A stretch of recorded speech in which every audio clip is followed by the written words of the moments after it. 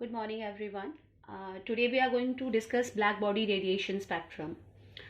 A black body is an idealized object which can absorb all the electromagnetic radiations that falls on it.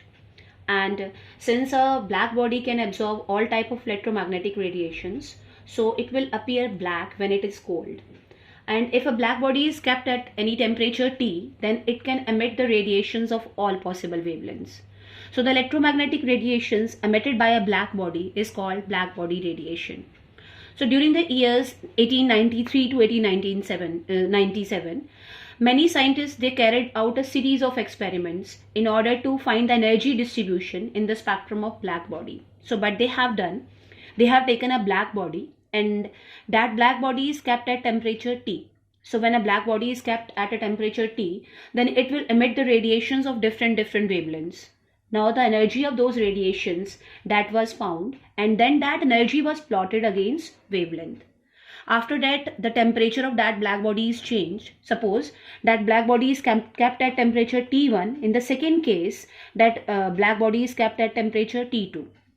Again, the process is same. The electromagnetic radiations which are emitted from black body, those electromagnetic radiations were recorded. Their energy was calculated, and then a graph was plotted between energy and wavelength.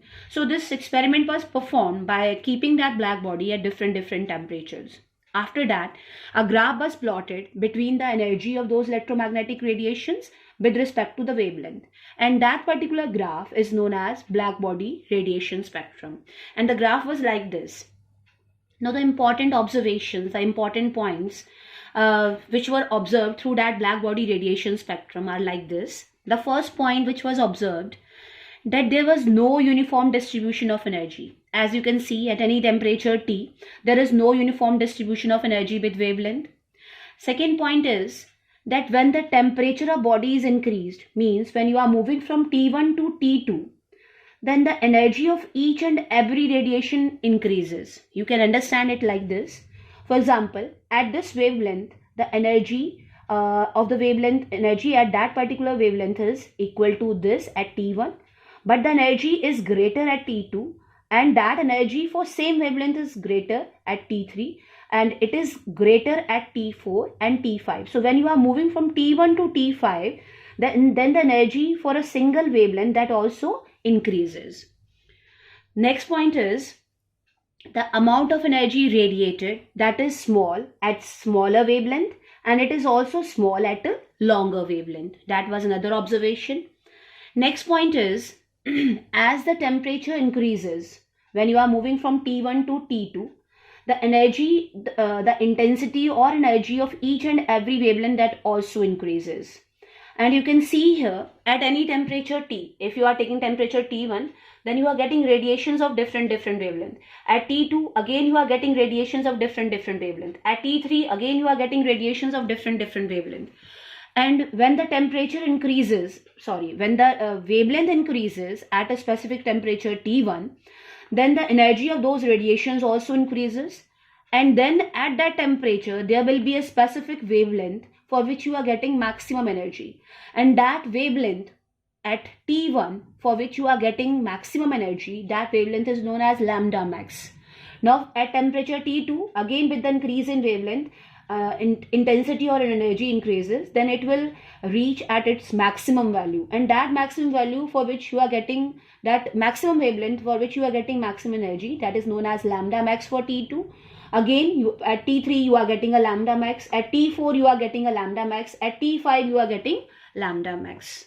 And one more important observation is when you are moving from T1 to T2, then that particular peak for which you are getting maximum energy, that wavelength for which you are getting maximum energy, that wavelength shift towards shorter wavelength when the temperature increases. Means at T1, this is the point where you are getting lambda max.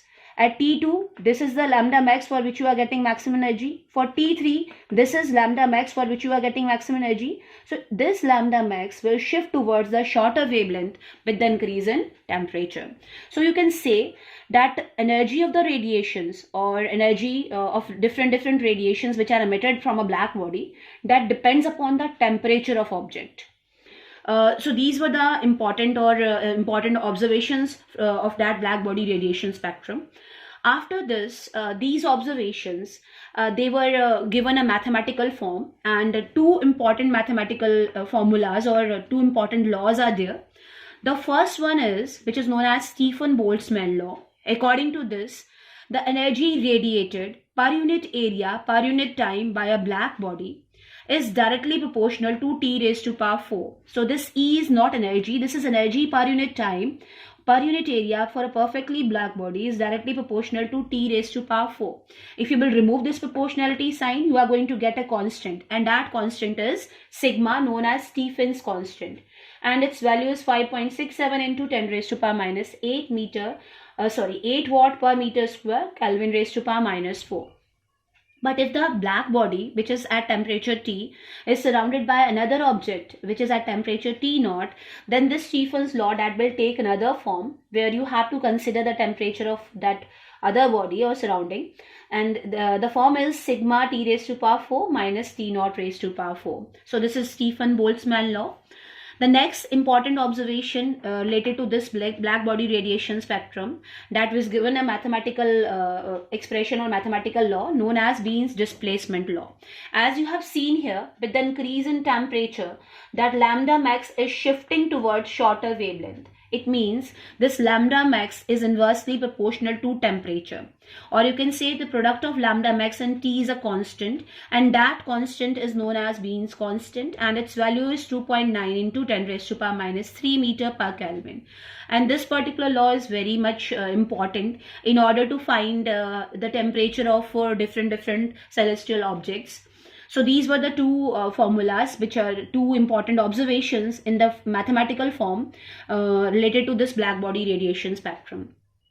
After that, scientists did try to give a mathematical expression, a mathematical formula for this energy radiated by a black body at different temperatures.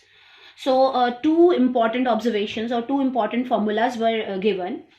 But the problem with those two formulas were that one of the expression, which is Wien's radiation law, that was applicable only for shorter wavelength region, and the second one, which is known as Rayleigh-Jean's law, it is applicable only for longer wavelength region. As you can see here, according to Wien's radiation law, which was given by Wien's, that's why name is Wien's radiation law, the total amount of energy emitted by a black body per unit volume at temperature T in a spectral range from lambda to lambda plus d lambda is given by this expression.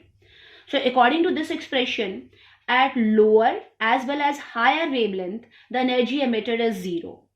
And when the temperature tends to infinite, when T approaches to infinite, then according to this expression, this energy is having a finite value. But you know, according to Stephen's law, the energy emitted by a black body directly depends upon fourth power of temperature. It means when temperature is approaching to infinite value, then energy cannot be finite. It means this expression is in contradiction with Stephen's law. And this particular law is able to explain only the lower wavelength range, lower wavelength energy spectrum, but it is not able to explain the higher wavelength region.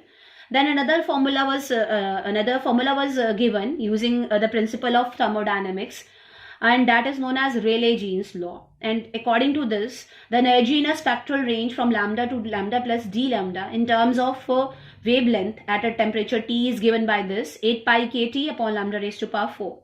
So according to this, you can see when lambda approaches to 0, then this energy approaches to infinite. But you can see here, when lambda is approaching to 0 value, then energy is not infinite. That is, that energy is approaching to a very small value. So it means it cannot explain the lower wavelength part.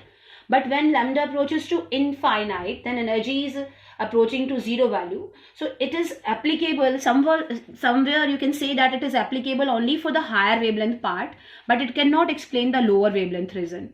So the problem with these two is that one of the expression that can explain the lower wavelength part, and another one that can explain the higher wavelength region, but these two, they are not applicable for the entire black body radiation spectrum. So Paschen, he suggested that since this black body radiation spectrum and these formulas, these explanations, they are based upon the assumptions of classical theory. It means those assumptions, they are at fault somewhere. So these assumptions, they need some correction, they need some modification, and that was proposed by, those changes were proposed by Max Planck, and he proposed a new theory known as Planck's quantum theory.